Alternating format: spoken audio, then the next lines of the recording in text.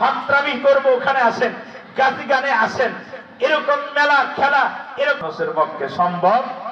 এই কথা বলতে হবে, সম্ভব না, সম্ভব না। কপাল যদি খারাপ হয় তাহলে এই অবস্থা হয়। ওই যে আমাদের মানিকগঞ্জের যে আবুল সরকার দেখেন না, এত নাম রাখছে আমাদের, মানে মানিকগঞ্জের কিছু মানুষ আছে, এরা কি করে খায়, কি মাথা আমি বুঝি না। এর একটা মহারাজ, কি রাজ?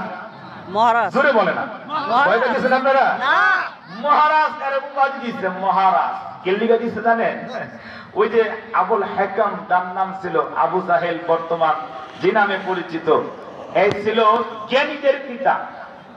এখন ঈমান না আনার কারণে, আমার আল্লাহকে না চিনার কারণে, নবীকে না চিনার কারণে তার নাম হইছে আবু জাহেল। মানে জ্ঞানীদের পিতার থেকে হয়ে গেল কি জাহেলের পিতা, মূর্খদের পিতা।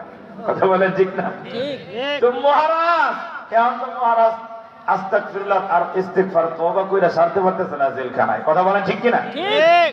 এই মিয়া, আমার সবচেয়ে ভালো লাগছে হলো এই কারণে যে আবুল সরকারের মতো একটা জাহান্নামের কীট, নর্দমার কীট, টয়লেটের কীট, যার ব্যাপারে শুধু উলামায়ে কেরাম কথা বলতেছে, তার বিরুদ্ধে তা নয়, এদেশের তাওহীদি জনতা 18 কোটি মানুষ, ব্যবসায়ী বলেন, ড্রাইভার বলেন, চাকরিজীবী বলেন, প্রবাসী বলেন, যেই শ্রেণীর মানুষ হোক না কেন, স্টুডেন্ট বলেন, কলেজ ভার্সিটির ছাত্ররা বলেন, উকিল, মিনিস্টার, জজ বলেন, সবাই বলতেছে আবুল সরকারের উপযুক্ত শাস্তি চাই। কথা বলেন ঠিক কিনা?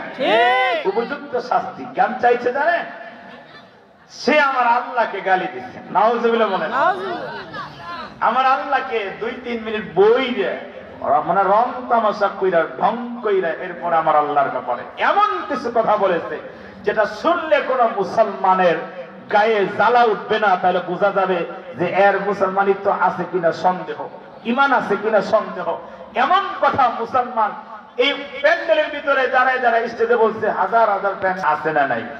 কথা বলে এরা ওয়াজে উবাহা দেয়, ওয়াজ শুনে খুব ভালো বক্তা, কোরআন তেলাওয়াত খুব মজা লাগে, আবার বয়াতির গানে যায় খুব ভালো লাগে, আছে না? কথা বলে এরকম আছে। আমাদের মমতাজ আফা